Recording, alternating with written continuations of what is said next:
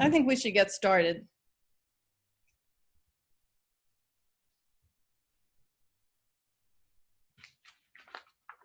Can you hear me? Yes. All right. Good evening, everybody. Welcome to the second webinar in the Mass Peace Action series on authoritarianism and democracy. In this series, we're exploring the dangerous rise of authoritarianism in our country today and what part we can play in the struggle to stop it. The title of tonight's webinar is From Stormtroopers in Portland Streets to November's Election. My name's Jackie King, and I'll be your moderator. In addition to Mass Peace Action, this webinar is also sponsored by other Peace Action affiliates, including those in Maine, New Hampshire, the Chicago area, Brooklyn for Peace, Western New York Peace Center, and University of Illinois at Urbana-Champaign. We're very grateful for their participation and support. We're living in a moment unlike anything we've seen in our lifetimes. The COVID-19 pandemic has led to more than 159,000 deaths in the US and an economic meltdown reminiscent of the Great Depression. Police violence and systemic racism have continued and intensified, leading to a nationwide uprising of grief and outrage and demand for change. During these crises, the Trump administration and the right-wing forces backing them have proceeded on a step-by-step path of ever-tightening authoritarian measures. In our last webinar, we examined the ways in which Trump was taking over the court system, firing inspectors general, urging armed militias to descend on state capitals, and suppressing voting rights across the country. Tonight, we'll be focusing on the demonstrations underway in Portland and Trump's use of Homeland Security forces against them. And we'll discuss what we can do about Trump's threat not to leave office if he's defeated. We have two dynamic speakers tonight to help us understand the current situation. The first will be Colonel Lawrence Wilkerson, a distinguished professor of government and public policy at the College of William and Mary, and who was the chief of staff to Secretary of State Colin Powell from 2002 to 2005. He was the keynote speaker at the Massachusetts Peace Action annual meeting 2 years ago. Wilkerson is a well-known critic of the US invasion of Iraq, the ongoing war on terror, now in its 18th year, and the launching of a new nuclear arms race. He asserts that the US is not a democracy, but a war state that forces its will on the global community. Recently, he has participated in several bipartisan projects to assess what will happen if a defeated Donald Trump refuses to leave office. Mic Crenshaw, who we hope will be able to join us, he was on a plane today and we're not positive if he has reached his destination and been able to find a computer and join us. Looks like this might be him. Yep. Oh, all right, very good. Mic Crenshaw was born and raised in Chicago and Minneapolis and currently resides in Portland, Oregon. Crenshaw is an independent hip-hop artist, respected emcee, poet, educator, and activist. He's the lead US organizer for the African Hip-Hop Caravan and uses cultural activism as a means to develop international solidarity related to human rights and justice through hip-hop and popular education. Mike is the Northwest Regional Director of Hip Hop Congress and will give us a first-hand report of the struggle in Portland. After they speak, for about 15 minutes each, we'll hear from Mark Stahl, a leading member of our authoritarianism working group, about legislation that's being filed to combat these dangerous trends, and he'll explain some important actions we can take. Mike, are you there? Are you with us yet, fully? Okay. Well, anyway. Also, Jackie, We have one Hey, more I'm co-sponsor that we overlooked, which is the I'm Campaign for Peace, Disarmament, and Common Security. Oh, hey guys, can you? This is Mike. My mic was muted, so can you hear me now? yes, yes. Okay. Okay. Okay, so shall we go with our original order? What do you want to do, Cole? Up to you. Yeah, why don't, so Mike, are you ready to speak? Sure. Okay. Take it away. You got about 15 minutes. So, Thanks and welcome. thank you guys so much. You know, I just got off a plane, so I'm catching up a little bit here. We're talking about the fascist stormtroopers, the feds, the police repression as a result of the insurrection and rebellion in the wake of the killing of George Floyd. Correct? So I'm from Minneapolis and Chicago. I moved to Portland I moved to Portland in 1992. I moved to Portland from Minneapolis. My time in Minneapolis, anti-fascist and anti-racist organizing was very central to my existence, my work, the development of my political consciousness while I was in Minneapolis in the 80s and 90s as a Hey, founding member. Mike, I'm sorry to interrupt. Is there any chance your video might work? Let me get the video on here. Hold up. As a founder of Anti-Racist Action. So when I left Minneapolis in 92 for Portland, Oregon, one of the things that I was intent on doing was actually distancing myself from the violence that had been so common, as far as being a member of a direct action organization that went out and confronted white supremacists and neo-Nazis on a weekly basis at times, sometimes on a daily basis. So it's been interesting for me to watch what's happening in Minneapolis and have a very visceral relationship to witnessing the murder of George Floyd on camera, to seeing the intersection where it happened, and know the time of year in which it happened, and to understand how thick the air is with humidity, to know the politics and the dynamics of the neighborhood, and then to watch the global uprising happen in the wake of that, and to be living in a city like Portland, Oregon, which parallel to Minneapolis, you know, at one time Minneapolis was the whitest urban metropolis in the United States, and you know, then Portland took its place. So two of the whitest urban metropolises in the country.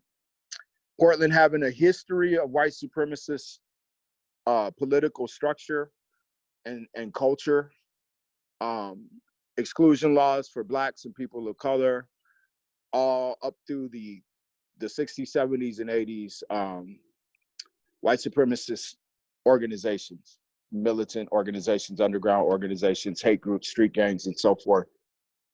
And then now, you know, in the wake of George Floyd, to have Portland come out in support militantly with direct action, and then to have the federal response with goons showing up, unidentified, unmarked vehicles, no insignias on their uniforms, abducting people off of the street, using different grades of tear gas, shooting people in the head and groin with intent to maim or worse, with tear gas canisters and multiple forms of projectiles, and to watch the response in the mainstream media, to watch the resolve of the activists getting strengthened on the street, and to understand the disparity between what people are seeing in the mainstream media and the administration, the Trump administration's rhetoric and their attempt to control the narrative versus what's actually happening on the ground, and people witnessing it, and people being part of it, and people sustaining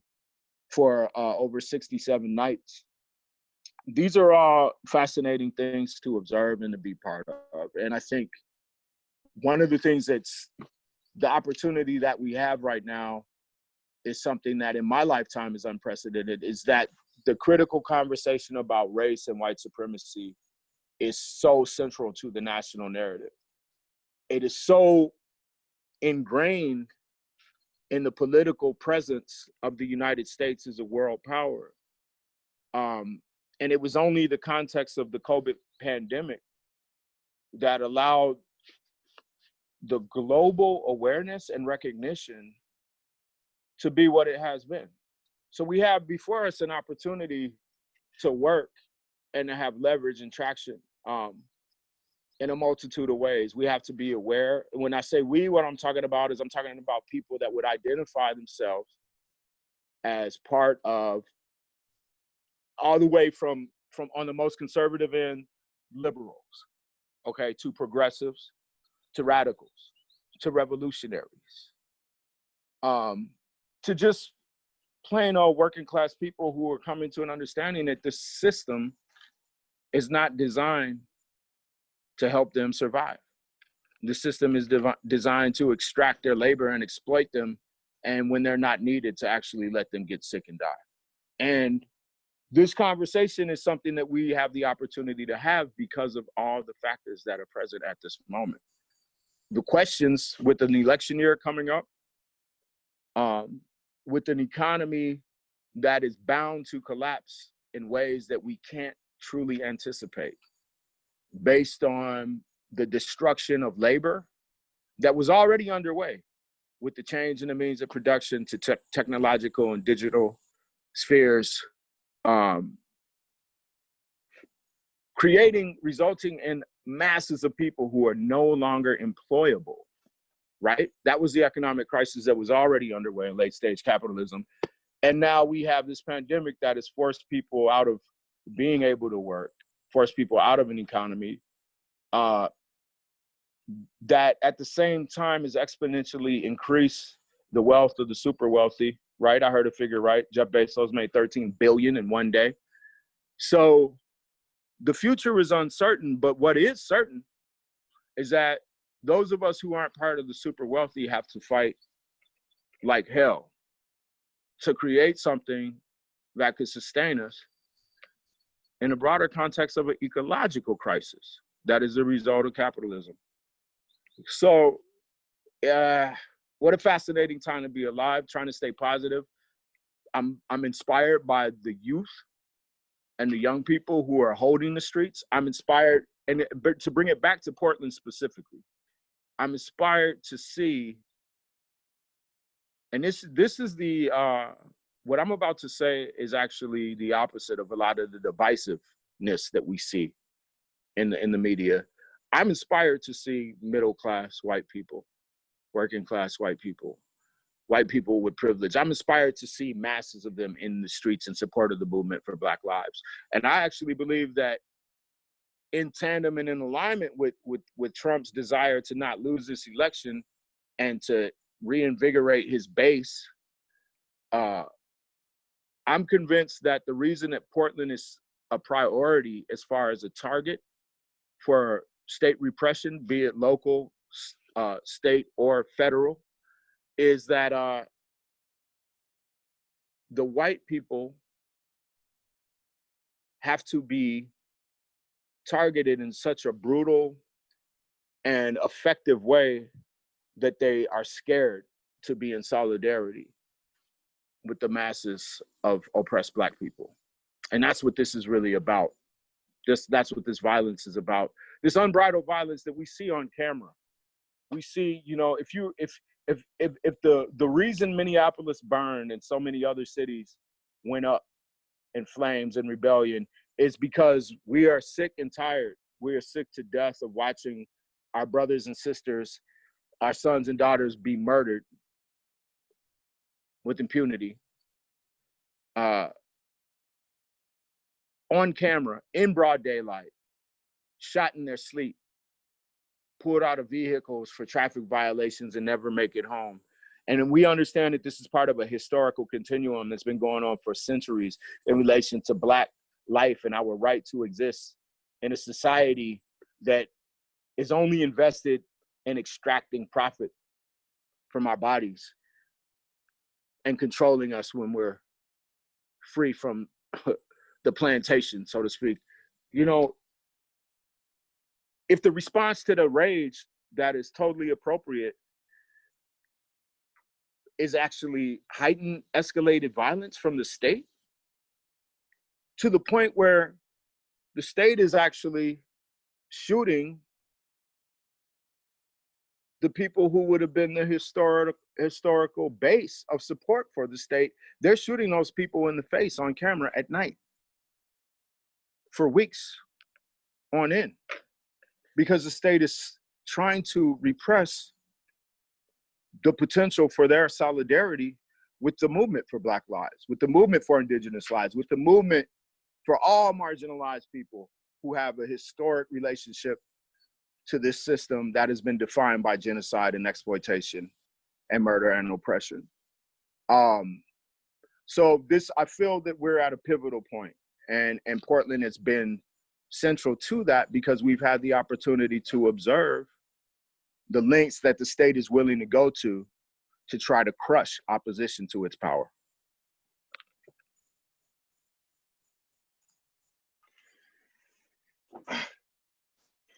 Thanks, Mike. Maybe you could keep put your phone down, because it moves a lot when you talk. But thanks.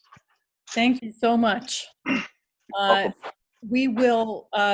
We're going to take questions at the end of all of your talks, so in a little while.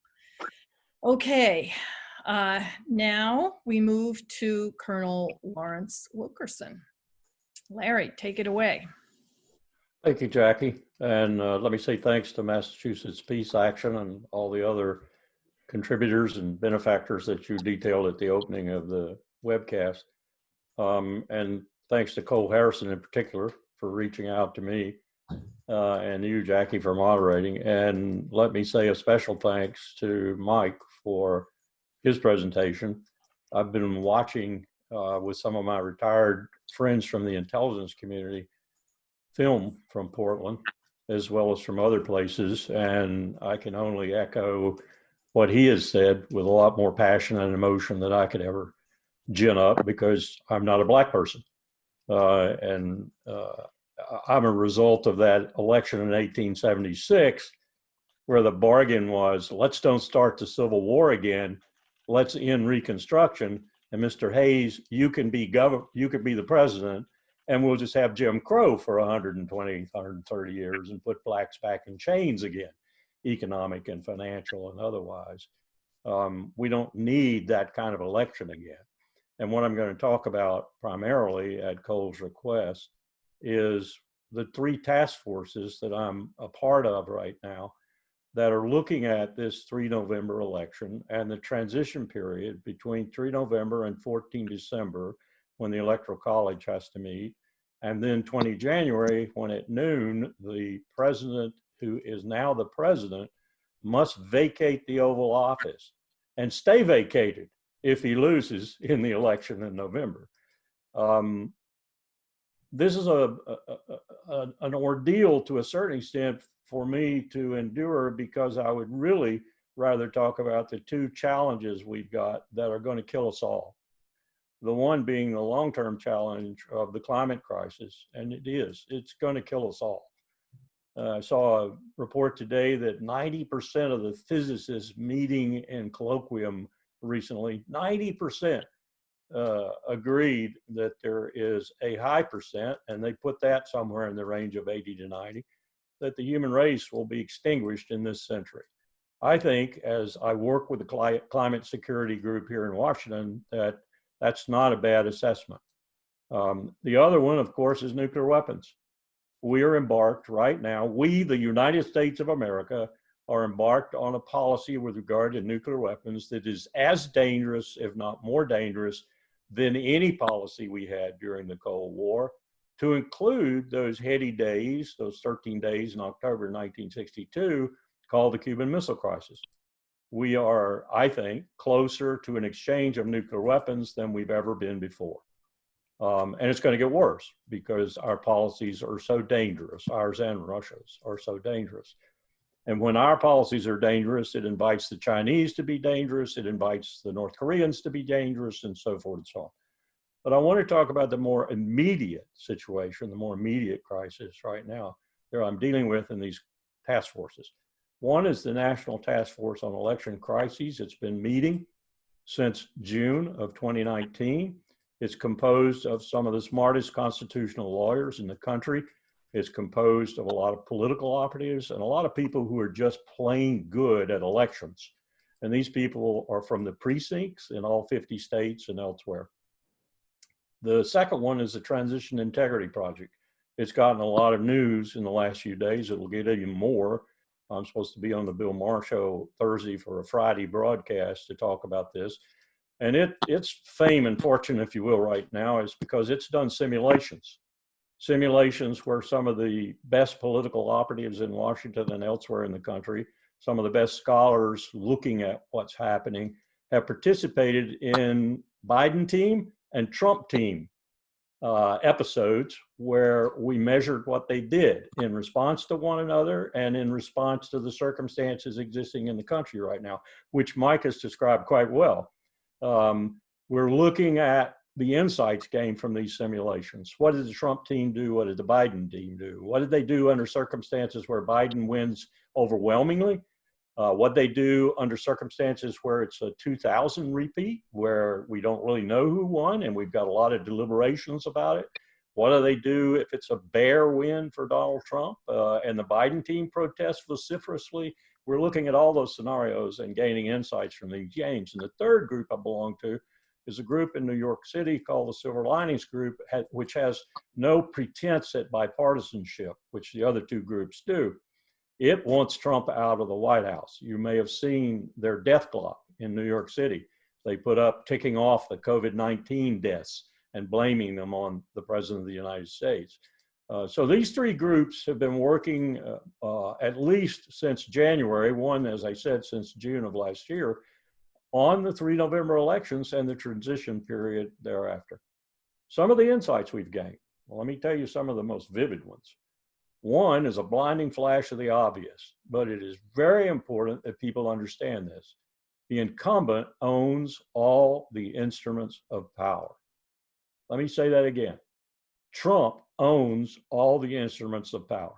Not only that, he has put his sycophants, his lackeys, his toadies in charge of most of those instruments, with the possible exception of the military.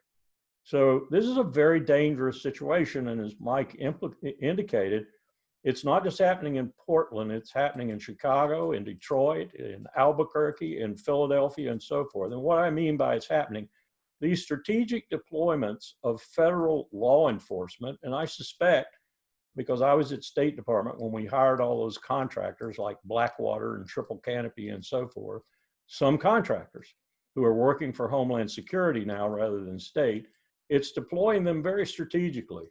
Note that most of the places it's deploying them are Democratic strongholds or pretend to be such in a new election.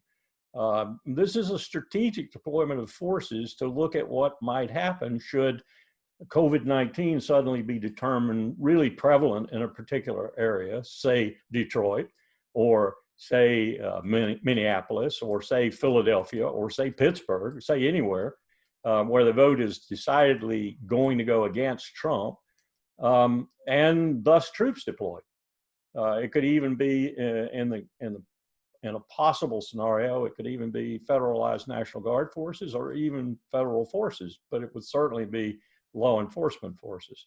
We're looking at this now as being a strategic testing of that, not just something that's happening because Trump wants to exercise Homeland Security's law enforcement capabilities, or as he says, he wants to stop the destruction of property and so forth and so on. We're also looking at other things that we've gained and have come out in the exercise. One of the most bizarre ones happened in one particular simulation where Trump loses overwhelmingly. That's the scenario going in. And in the 70 some odd days between, say, that determination on 7 or 8 November, and that's another insight, we aren't going to know on election night, and we probably aren't going to know the next night, Wednesday or Thursday, who the president is. because we have so many different ways of voting now, and so many ballots coming in late, and so many ballots needing to be counted that aren't necessarily counted in the swift ways they were in the past. Mail-in ballots, for example. So we might not know until the 7th or 8th who actually wins, but let's say on the 7th, we know that it's an overwhelming victory for Joe Biden. Trump then spends the next 70 days and his entire team doing everything they can to devastate the federal government. What does that mean? It means that they essentially steal everything they can possibly steal, and we already know Trump knows how to steal. It means that they decimate all the bureaus and bureaucracies to the point that they can, so that an incoming team has nothing. Nothing. You want the briefing papers on Iran? You want the briefing papers on China? You want the briefing papers on the economy? You want the briefing papers on COVID-19? Nothing. Nothing exists because they've destroyed it all. And on and on. The damage he could do in those 70+ days is quite significant. So that's one of the insights we've gained. What do you do to counter that? Do you get the GAO or some other instrument in the federal government full of those good old deep state bureaucrats who are the people who really make the government work and make the trains run on time? And you say, okay, you're charged. You got to recreate all this stuff. You got to do something so the new team has something to work with the moment it sits down and starts to work. These are some of the insights we've gained. Other insights we've gained. Hey, guess what happened in a couple of primaries? Minneapolis. I think it was Minneapolis that had 115 or something like that polling places set up.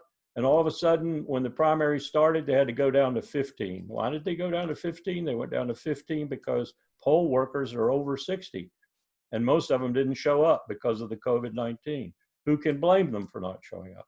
So one of the efforts we have going all across the country in every precinct in every state is training young people to be poll workers. And we're encouraging all the states to do this. We're encouraging college campuses to join this, law schools in particular to join this. Get young people enthused about it, get them trained, and get them into the polling places.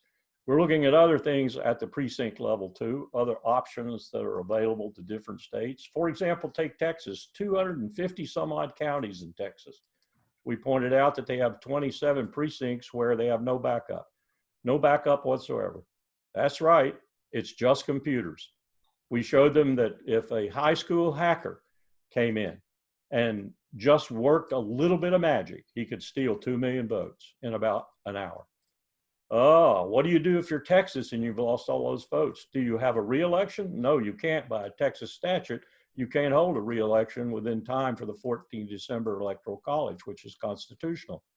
Okay, so what do? You pass an emergency law and you have a re-election. How do you have a re-election when those people coming to vote, who you can't make sure are the same people that voted before, know probably what the results of the election already are? Do you really want to do that? And this multiplies itself all across the country as you look at North Carolina, South Carolina, Florida, Michigan, Pennsylvania, Arizona, and you see all the different problems that they have, because one thing Americans don't seem to realize, and we hope we can teach them, is the federal government has almost nothing to do with elections. It's all in the states, and the states are all different, and they all do things different ways, and they don't have enough money. And Mitch McConnell, the leader of the Senate, won't allow the bill to be passed that the House has formulated to give them the money. You need to buy a drop box, 6,000 apiece. You need to do all manner of things in order to make your elections better than they were, for example, in your primaries, which we've just seen in places like Georgia. You need to do a better job. This is what we're all about. This is really nitty-gritty work. It's at the precinct level. It's at the Secretary of State level, in the governor's office. It's the Adjutant General's office. It's in the counties and districts and so forth.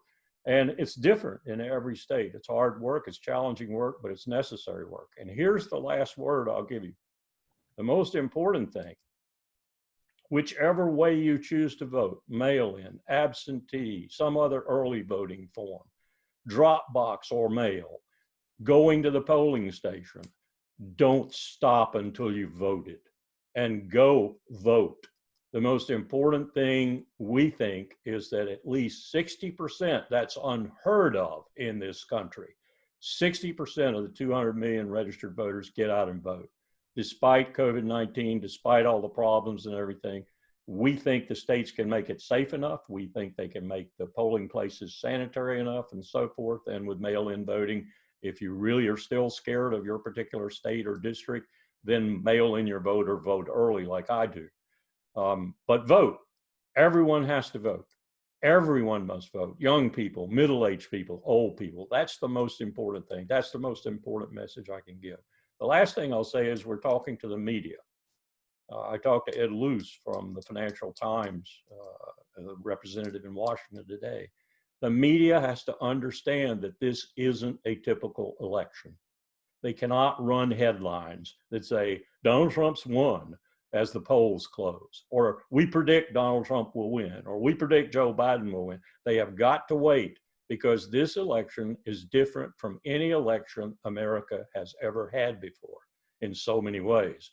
But in the mechanical and technical way of there are so many ways to vote now, and so many implications of those ways, like the Postmaster General, who's a toady of Trump and might complicate mail-in voting at the last minute, another problem. But there's so many ways to vote that it's going to take a fairly long time, possibly 3 to 5 days, to determine who's won the election. And we can't have the media messing with that the way they normally do. We need the media to be circumspect, to be knowledgeable, to be smart. I know that's asking a lot of the mainstream media. We need them to help in this, not harm. So that's the end of my message. And I want to thank everybody for listening and coming to this webinar tonight. Thank you so much, Larry. I'm so glad to know that these groups exist and that people like you are doing what you're doing. And I hope that people take this to heart and that we act on it. So in that spirit, I'm going to introduce Mark Stahl from our Authoritarianism Working Group. And Mark is going to tell us about some legislation and some actions we can take. So go ahead, Mark. Thank you. Thanks, Jackie. Yeah, I'd like to describe 3 bills that our study group is supporting. And while I'm describing the bills, Cole is going to post the action alert that covers these 3 bills on the screen, so you can follow along. And Cole is also going to post a link to the action page, so you'll be able to follow up on it after the webinar if you wish. All right, the first of the 3 bills that we're supporting is the Preventing Authoritarian Policing Tactics on America's Streets Act, introduced in the Senate by Senator Jeff Merkley and in the House by Representative Earl Blumenauer. And these bills would stop the Trump administration from deploying federal paramilitary forces against Americans. It would require individual and agency identification on uniforms of officers, limit federal agents' crowd control activities to federal property and its immediate vicinity, require disclosure of deployments within 24 hours, and make it illegal to conduct arrests in violation of these rules. And we're hopeful that these bills will be taken up in early September when the Congress returns from recess. The second bill that our study group is supporting is the Breathe Act, sponsored by the Movement for Black Lives and to be introduced by Representatives Ayanna Pressley and Rashida Tlaib. This bill reimagines police forces. It divests federal resources from incarceration and policing, ends the use of surveillance systems that have recently been used to target protesters, bans the use of police agencies to suppress political dissent, and invests in new approaches to community safety utilizing funding incentives. The third bill that we are supporting is the Natural Disaster and Emergency Ballot Act of 2020, Senate Bill 4033, which is being sponsored by Amy Klobuchar and promoted by Stacey Abrams, who's done a lot of work on supporting free and fair elections. And this bill gives money, or would give money to the states to protect voting rights by implementing vote by mail and expanding early voting nationwide for November. And Mr. Wilkerson has explained how important it is to safeguard and protect our elections coming up in November. And we'd like to encourage everyone to send emails or letters to your senator and congressperson in support of these three very important pieces of legislation. Thank you. Thanks, Mark. I also wanted to encourage people to send around that action, those suggestions to other people you know, and in other states, and also to go to the Mass Peace Action website, right, Cole? That's all going to be up on the website. Yes, we'll put it on the website where it says action alert just below the headline. Okay. It's not there yet, but we'll put it there later tonight.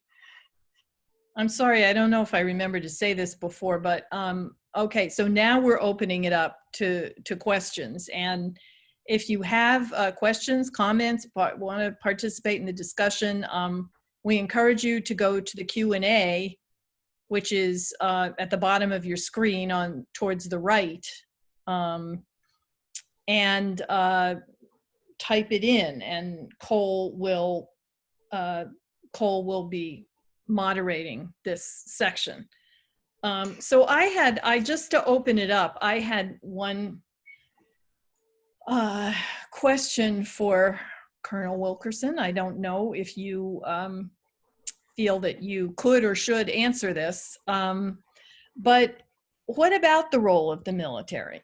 What if everything else fails and Trump is refusing to leave office and he's barricaded himself in the White House and he's deployed troops strategically to these cities that you've talked about, and our only hope is a military that believes in our Constitution. And this is assuming Trump has been defeated in the election.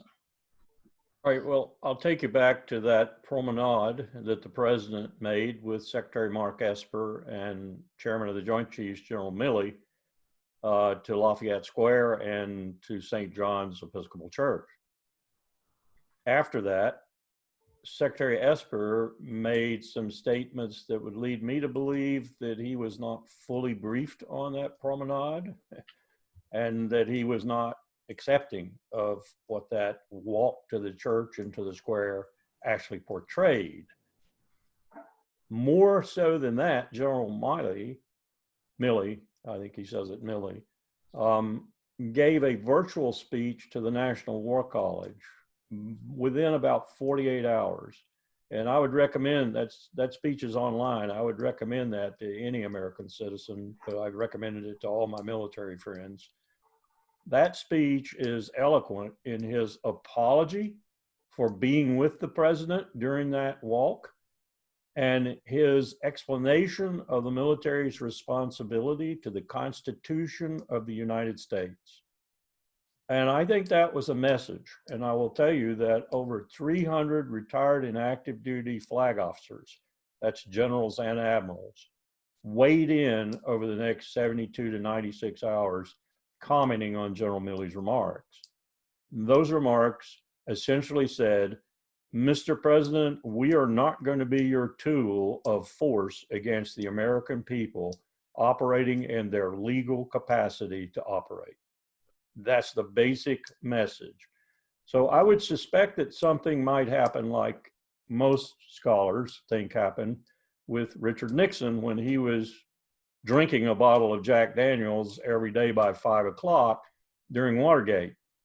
And that was the word circulated around, particularly to the Secretary of Defense, that people were to check before they carried out orders from this president.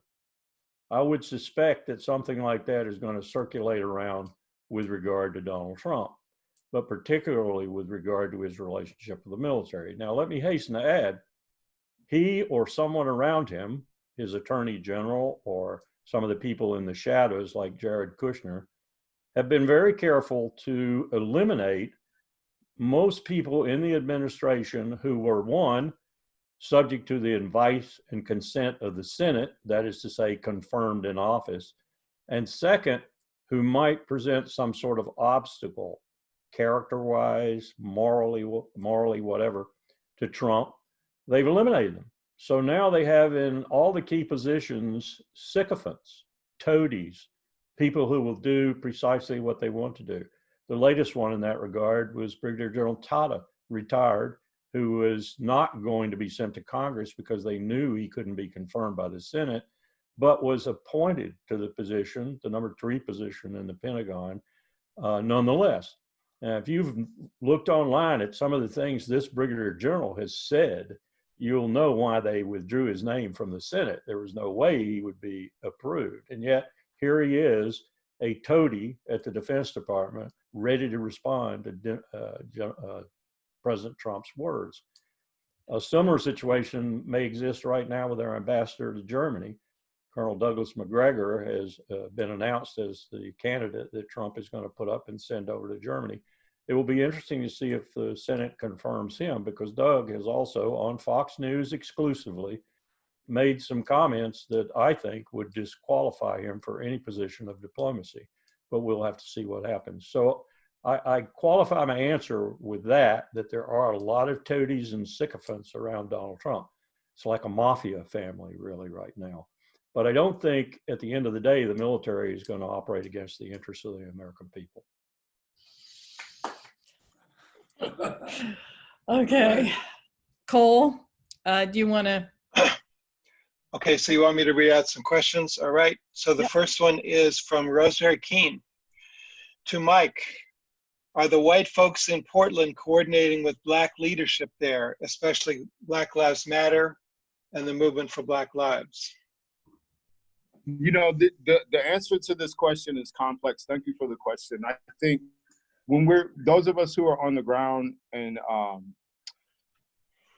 the community response, the social response, the activism-oriented response to something like this, when you have thousands of people mobilized, some of whom have a long history of organizing and activism and have highly developed skills in that regard, and some of whom are just now getting radicalized by the moment. There's a lot of opportunity for contradictions and mistakes and misunderstanding and failures and divisiveness. So I'm gonna speak to the more, I guess, negative side of the answer to that question, and that some people want to be involved, want to be activated, and are having to confront their own whiteness in this moment. And it puts them in I think, a delicate position of wanting to find a way to be effective, to be supportive, and to be helpful. And they're looking for leadership. They're looking for people to tell them what to do. In that space in which people are looking for leadership and looking for guidance, and it's not just white people, mind you, but I want to speak specifically to this question of our whites looking to work with Black leadership. We have a lot of Black leadership that are not a monolith. Within the spectrum of Black leadership, you have older people involved with organizations that are well established, like the Urban League or the NAACP, that are not necessarily interested in changing the status quo, but in a reformist sense, interested in improving police relations with the community, with Black people. That's one end of that spectrum. You have a lot of more radical voices that are into, let's start with defunding the police, but let's work towards abolition of the police. So within the spectrum of Black leadership, there's not necessarily an agreement on the best strategy, tactics, short-term, long-term goals and outcomes. There's so many things happening. When you take a location like the Justice Center and the courthouse, that has been the epicenter of a lot of the activity, where people are showing up every night and confronting the feds and confronting the police and getting tear gas and pepper sprayed. And the police and the feds have been targeting press and media. There have been, myriad of human rights violations. It's a very traumatic atmosphere. And within that traumatic atmosphere, there's a lot of fight or flight. There's a lot of heightened emotions. And there are a lot of people who emerge as voices that are central to what's happening that might not actually be connected to any established organization or tradition of leadership or activism. So I don't think there's an easy answer, but what I observe is that people want to follow the leader. People want a strong Black leadership to follow, as far as white folks are concerned, that are conscious, that are progressive, that are liberal, that are leftist, that want to change and that want to be accountable for making white supremacy disappear, right? It's not always easy to know what voices to listen to. So what I will say is that there is an organization called Don't Shoot PDX that has been central to the Black Lives Matter movement for close to a decade now. And they have teamed up with the ACLU to sue the government, the local government, as well as the federal government, for assaulting people with projectiles and injuring people with tear gas. So that's a very central, organized, specific effort that's happening with two established organizations, Don't Shoot PDX and the ACLU. And if people are, I tell people all the time, if you want to put resources, if you want to donate money, if you want to support that work, go visit the website of Don't Shoot PDX at don'tshootpdx.org and figure out how you can support that work. Because beyond the moment, the emotional fire and heat and intensity of the moment, there has to be sustained organizing efforts. When people are no longer trying to hold space at the Justice Center, there have to be ways for people to support the work that might not look like a demonstration or a protest. Great, thanks. And here's a somewhat similar vein, an anonymous questioner. The mainstream media has portrayed the situation in Portland as a fight between out-of-control federal forces and largely white property-destroying protesters. How would you describe that current situation in Portland? So if you look at a city like Portland, I think it's 97% white, demographically, Portland is a white city. So what you're going to see, if you look at that, the proportionate amount of people demographically that are showing up are going to be mostly white. So that's just a matter of geography and demographics in history. So it's not as if there's this subjective effort on the part of people who identify as white to go, let's hijack the movement and make it ours. That's not happening. White people are actually showing up in mass to support the movement for Black lives because they recognize what is wrong with the situation in this country, as far as white supremacist terror being something that has historically happened and that is still ongoing from the hands of the state against citizens who happen to be Black. They understand that the likelihood of Black people to be stopped by police and wind up dead or injured or charged with things that are not proportionate to the actual reason they might have been pulled over or apprehended in the first place is exponentially higher just because of the color of their skin. And they know that that's wrong. That's not hard to see. You know, it's like, we need to quit acting like white supremacy is not central to law enforcement. And I think that the COVID pandemic gave a lot of people who used to be able to say, you know, this isn't my priority, this isn't my concern, it's not my problem. It gave a lot of people an opportunity to really sit and think and observe what has always been happening to Black folks in this country with more of a critical lens. And that's a good thing, you know? So I'm personally, and there's a lot of Black people like me who appreciate the fact that there are white people who are pissed off and who are out there putting their bodies on the line. And, you know, you see sometimes in these protests, and this is happening all over the country, white people strategically and intentionally saying, let's get between the police and the people of color that are here at these demonstrations, because they understand that the value of their bodies is held in a higher regard in the minds of law enforcement. They understand that law enforcement that in the minds of law enforcement, the consequences for killing and injuring a white person are going to be far more intense and likely to be enforced than if they kill a Black person. And we're starting to see that the repression that is so escalated at this point is starting to have disregard for white life as well, and especially white life in support of Black lives. And so this is an awesome opportunity for so many more people than just Black people to understand and to be in support of the need for liberation and for this police terror and state-sanctioned terror to come to an end. So the last thing I want to say, I know I've been long-winded here, but in terms of property damage, you know, we need to really look at everything and contextualize it in a power dynamic, you know? So like, when the Trump administration in the mainstream media talks about violent protests, what they're really talking about is property damage, and they're calling it violent. So if somebody spray paint, and these are very specific locations that have been targeted by vandalism and graffiti. So there's state, federal, and police-oriented locations at specific addresses, specific buildings that have been targeted with graffiti. Why? Because the police are getting away with murder. They're killing Black people. They're killing Native American people. They're killing Black trans people.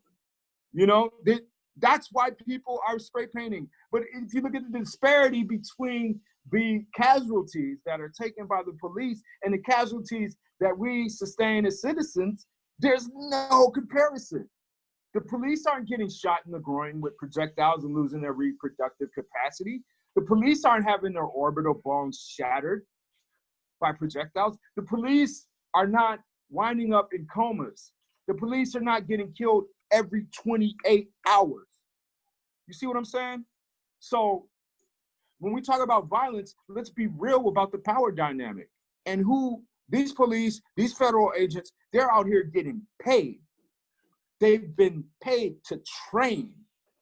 They're armed with multiple forms of weaponry. They're using weapons on us that we are not even aware of. They have sonic weapons that you cannot hear that have been proven to disrupt internal organs. Come on, talk about violence. The violence is coming from the state, it's coming from the seats of power, and it's coming from the law enforcement institutions. The worst violence that's coming from the public is not even something we could call violence, because it doesn't do damage to bodies, it doesn't end lives. It's spray painting on property, and it's breaking windows of specific locations that are owned by the same government that doesn't hold law enforcement accountable for murder. Okay, great. I'm going to read out two questions together, and they go to both panelists, I think. From Gunther Mueller, who is our former board chair, he says, I believe we're being groomed to make it normal for federal troops to be dispatched into US cities to preserve Trump's option of a military coup on January 2021 if needed. can we plan sufficient time to discuss what steps can be taken by Congress ahead of time to forestall this disaster? And Claire Goslin says, please indicate key takeaways on how to best respond and resist on the ground. So one of them is asking what Congress can do. The other one's asking what we can do on the ground. You want to try, Larry? And then we'll come back to you, Mike. Let me just comment on one of the things that Mike just tried to point out, did point out. I pointed this out to a senator the other day who was going on about property damage. And I looked at him and I said, you don't want me to start laughing, do you, Senator? Do you know that since 9/11, we have killed 500,000 people in the world? Yes, that's the DOD estimate. Do you know that we've put another 12 million into almost unparalleled refugee status, and that those refugees are now confronting COVID-19? Do you know that we have wrecked at least 4 countries and we're in the process of wrecking 2 more, and that we are flying across the borders of 9 more without any declaration of war, without any permission to penetrate their borders, and using drones against their citizens? Senator, don't talk to me about damaging property. We're murdering people the world over. We are killing people. We are putting people into a diaspora from which they will never return the world over.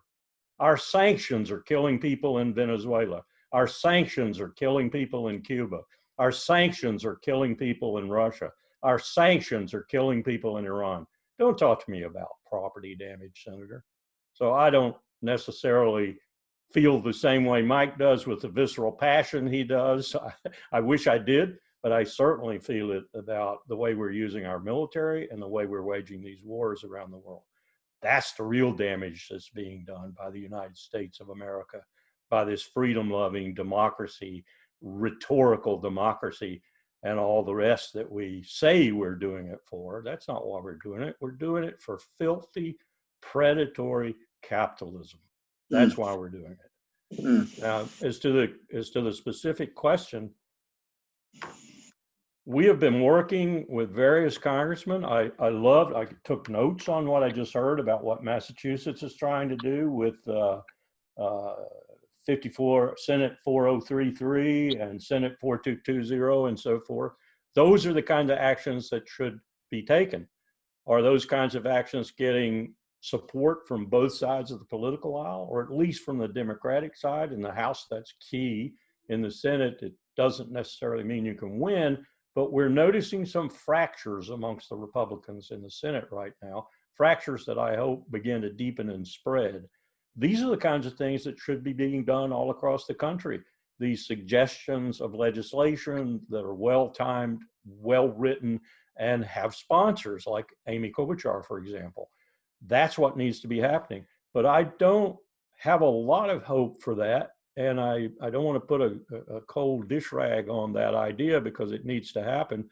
But I've been working for the past 2 years with the Senate in particular, but the House also, to get the United States out of the brutal war in Yemen. I've met them all. And let me tell you that the 2 staunchest opponents to our effort to get the legislation through the House, which we finally succeeded in, we even got it passed by the Senate and the House, and then Trump vetoed it. But the staunchest opponents we had in the House of Representatives were Nancy Pelosi and Steny Hoyer. Now, I don't say that because I'm still a member of that monstrous party called the Republicans. I say that because it's the truth. The Democrats at the top are as bad as the Republicans. They just have a gentler face to their badness. So when you talk about going to the Congress, realize in many respects, you're going to the cesspool of power in Washington. And so you can't expect a whole lot of action from there unless you've got someone like a Sheldon Whitehouse, or you've got someone like some of the new freshmen who are, or second termers who are still fighting mad and doing things. Some of them have the right instincts and they have the right motivations and they have good character.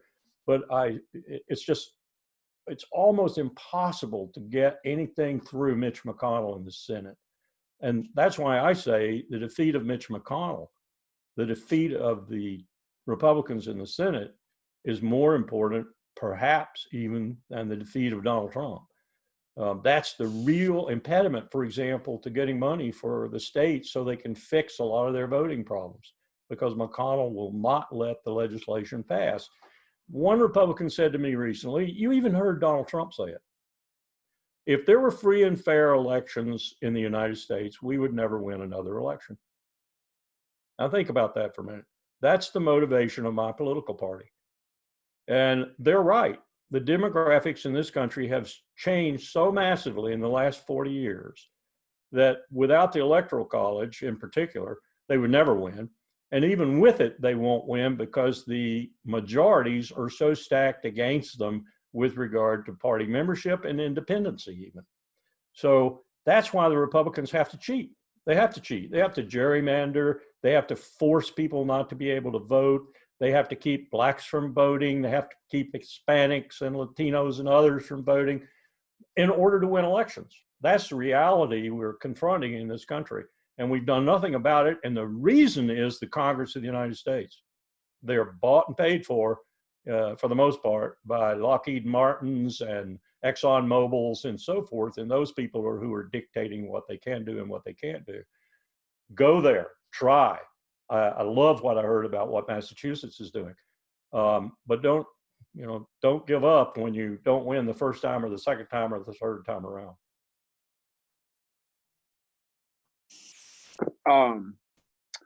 Was I to speak to this question as well? Thank you, Lawrence. I really appreciate your insider understanding of the culture of DC and electoral politics and power. You know, that that's not my realm of awareness. You know, in terms of, you know, looking at what people can do on the ground and in the community, I'm more engaged in the work of expanding and elevating people's awareness and consciousness through culture and education. You know, so me as an artist, it's, if I didn't have a way to engage these struggles that bring me joy, that I love, I wouldn't be able to commit. And, you know, it's my work as an educator and an artist that actually keeps me engaged in the struggle in a way that I stay motivated, because I love engaging audiences and I love engaging classrooms and I love watching people's minds expand. And one of my favorite things about being a teaching artist that uses social issues and anti-oppression consciousness and critical analysis of history as a way to teach and reach people in the classroom, as well as on the streets and in venues, you know, through performance. One of my favorite things to witness is when people actually come alive and get inspired and become passionate and stay committed based on whatever their new awakening is. And if I can help facilitate that, then those people become warriors. Because once we're awakened to the true nature of what's happening, we understand that if anybody is going to represent not only our best interests as individuals, but our best interests as families and as communities, as neighborhoods, as cities, as regions, as states, as countries, as a human race on the planet Earth, it's not going to be the people who hold power right now. They're not going to do it for us. So we do have to, we have to pressure Congress, you know, for sure. We have to do that. But at the same time, we have to be building parallel to that ways of supporting each other through solidarity and mutual aid that have to do with food, clothes, shelter, education, healthcare, peace, and land. We have to be able to develop systems for securing those things for us, each other, for ourselves, that are actually sustainable, that are not extractive, that don't destroy the ecology of the environment. That's the only thing we have to live on. We can't run to Mars.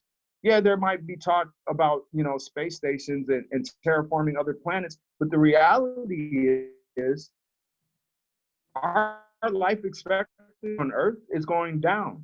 When I was a teenager in high school, they said that by this time, by this epoch, this part of the epoch of the human cycle on Earth, that we were going to have life expectancy that went beyond a century. But the fact of the matter is, people are dying in their 30s and 40s of things that people used to die of when they were in their 80s and 90s. Why is that? It's because of the choices that are being made by the people in control of the economic system. So I want us to be thinking about how we can have conversations that are frank, that are honest, and that are informed with each other in our homes, in our schools, in our libraries, in our community centers. And because of COVID, then we're gonna have to do it on Zoom. Because it's really about transforming and elevating the consciousness so that we have masses of people who have a clear and critical analysis of what's happening, who are prepared to walk away from this system that is destroying the potential for human life and all other species to exist. Walk away from this system and begin to work on creating an infrastructure for something that will allow us to stick around more than what the century has to offer, based on all the projections that Lawrence brought up earlier. Thanks. Thanks, Mike. And just a quick informational question. Two people are asking, you mentioned the name of an organization in Portland working with the ACLU to sue for attacking protesters. They're just asking to repeat the name of that organization. Don't shoot PDX. And I believe that the website is don'tshootpdx.org. Don't shoot PDX. All right, perfect. Next up, I'm going to try to combine two together here. Brian Garvey's asking, how do we feel about the militarization of the police that has taken place over the last 30 years, with the military transferring surplus equipment to the police? What are the ramifications of local police and federal officers appearing as soldiers to the public? And Jonathan Group is asking, he hopes that the military would not act against the American people, but what about the Border Patrol, the right-wing militias, other armed groups? Would the military really defend the American people from the potential illegal actions of such rogue Trump-loyal forces? And is that directed to a specific? I think it could be directed to either Larry or Mike. Do you mind if I say a little something first, Larry? Yeah, why don't you go? Oh, go ahead. Say, I always have to think about things. I have to break it down. Being a radical means that I'm looking at the root cause of things. It doesn't mean that I'm necessarily, like a lot of people think that radical means that I'm breaking the window of Starbucks, right? But radical just means, if you look at what the definition of the word is, if you want to eradicate something that's a weed in your garden, you have to go down beneath the root to eradicate it. So I'm looking at the root causes of things. And, there's a lot of people that can get caught up in wild conspiracy theories. And I'm not mad at people who are just trying to figure out what the hell is going on, because a lot of it doesn't make sense unless you start with the worst case scenario and reverse engineer it. But that said, just if we put it in the simplest terms, when I think about the brothers, the sisters, the people in uniform who show up, who might be employed by one of these different bureaus of policing or security or enforcement of some shape, form, or another. When I think about the young people in high school who are targeted by military recruiters because they have low test scores and they come from single parent families and might have even experienced multi-generational poverty, and these young people are targeted by military recruiters and promised access to higher education, I think about the fact that a lot of these people that are used in a weaponized form against the population, who we're going to see on our streets in the years to come and who are here currently, these are people who, I'm sad to say, are actually just doing their job. They're just trying to eat. That doesn't mean they're right, but I'm looking at the commonality between me as a working class person and them in an effort to understand the dynamic, the psychology, and the consciousness behind why would they choose to show up in my community and do harm to me. That's because they're doing a job. The reason there are people who are vulnerable to that kind of job is because we have an economy that fails to support people. Now, when I say that, if all of that makes sense and is logical, I want us to think about what you think of when you examine a connotation associated with a gang member, okay? With people who look like me, who have been criminalized, who every time we get murdered by the police, which is a huge part of why we're having this conversation in the first place, let's remember, the police say, I saw that big black man and I was intimidated and I feared for my life. And be it a phone or a wallet or whatever, they'll say I was reaching for a gun. And therefore they had to shoot me, and therefore they get away with murder in a legal sense. By that same standard, should we as citizens not feel threatened by people in our community whose only means of negotiation is violence? What is the old adage? If you're a hammer and everything looks like a nail? Well, I mean, come on. So what's at the root of the problem here, guys? Like, how do people find employment without having to resort to dominant systems of violence as a means of social control? As long as we don't answer that question, we're going to have crime in our communities that make it seem impractical to defund or even potentially abolish the police. And as long as we don't answer that question, we're going to have masses of mercenaries that identify as contract warriors that will do whatever they're fucking told. And if they end your life or my life in the process, so be it, because that's just part of the landscape. So how do we rearrange? How do we shuffle the landscape? And this isn't something that's going to happen overnight. And it's something we might not even witness in our lifetimes, but that's where our thinking needs to be. I'll take on the question about giving military equipment to civilian law enforcement. I got involved in this many years ago as a member of the Security and Liberty Subcommittee of the Constitution Project. And we actually spent a couple of years with former general counsel for the ACLU, former FISA court judge, former director of the FBI, a lot of people sitting around the table and interviewing 35 or 40 of the police chiefs from all across the country, LA, Chicago, Houston, Philadelphia, Pittsburgh, New York. And they were even concerned about the billions of dollars of military equipment that was flowing down into their ranks and what it was doing to their police and what it was doing to their policing and the methodologies thereof, creating SWAT teams and people that looked minus the 101st Airborne insignia, just like the 101st Airborne on people's doorsteps. And the consequential no-knock drug bust and so forth that they were doing on just the whim of somebody that was a source for drugs in another field and suddenly decided he didn't like somebody and so squealed on them. And it turned out they weren't drug dealers at all. They were innocent. They were being accosted by a SWAT team and sometimes killed. And we found out the millions of dollars that were being hidden by police departments all across the country, from having killed babies in their cribs, from having killed mothers who were pregnant, from having killed husbands and brothers and sisters and everything else in SWAT team raids, no-knock drug busts, so-called, that misfired, that weren't done properly and so forth. Millions of dollars in major US cities that were being paid out in legal settlements to the people who were the subjects of those SWAT raids and so forth, and police chiefs who were hiding it basically from anybody else, including journalists and mainstream media and so forth. This was prevalent all across the country. We made a recommendation to President Obama that he stop this program or at least curb it. He did, in fact, curb it to around $5 billion worth that year. That's a lot of equipment. And he curbed it to under 50 caliber in terms of machine guns and things like that. But it was disaster.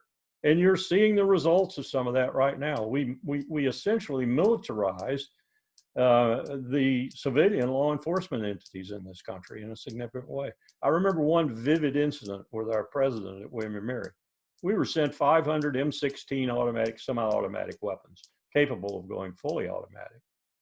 Our president sent them back and said, what in the hell do we need at William & Mary with 500 semi-automatic weapons on our campus?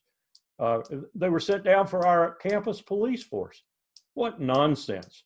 But this is the kind of thing that went on for years under President Clinton, under President Bush, and then under President Obama, getting rid of military excess equipment and giving it to civilian law enforcement. Okay, great. This is probably the last question, and it's from Joseph Gerson.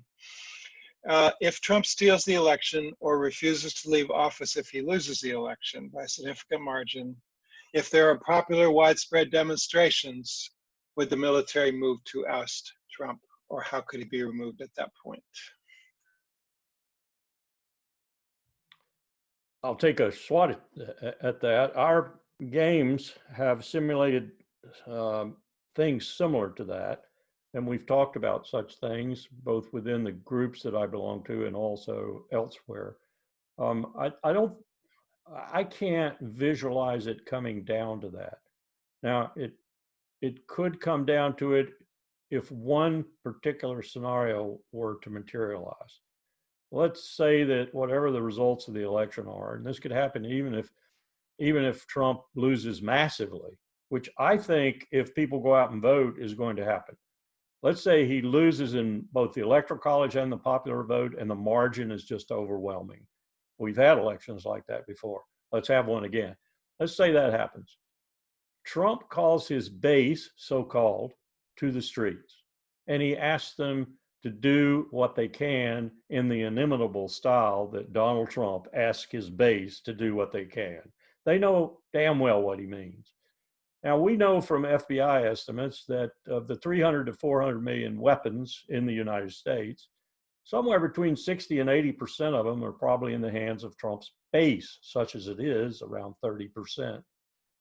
If they come to the streets and they come with their guns, that's the worst scenario we can imagine, because you're talking about civil war. And I don't think there's any question as to which side the military leadership would take in such a conflict. However, you have to go into the military and look at how they voted. I think that's one indicator. You can look at the ranks and see that, ooh, lots of the ranks voted for Donald Trump. You can look at the officer corps and you can say, well, not so dominant there, and probably fallen off majorly in the last 3 years, maybe even in the ranks. But nonetheless, there are enough in the ranks that would probably empathize with Donald Trump and with his base, because many of their comrades are in that base. So what happens then? Does the military fall apart and start shooting at itself, even as it tries to take on the Trump base members who are in the streets with their guns? This is a scenario we do not want to materialize, I guarantee you. It could really get challenging. It could be disastrous. Thanks. So maybe I'll pass it back to you, Jackie, for final remarks. Okay, well, all I can say is thank you so much to Larry Wilkerson and Mic Crenshaw. We've learned a lot tonight. It's very difficult to absorb and to try to figure out the path forward, but I think we have a number of action steps that we're trying to take here in Massachusetts to support these bills, to support voting rights in every way and at every level, and to be out there where we can, and those of us who can, be on the streets with Movement for Black Lives and the Poor People's Campaign and all the different groups that we're working with,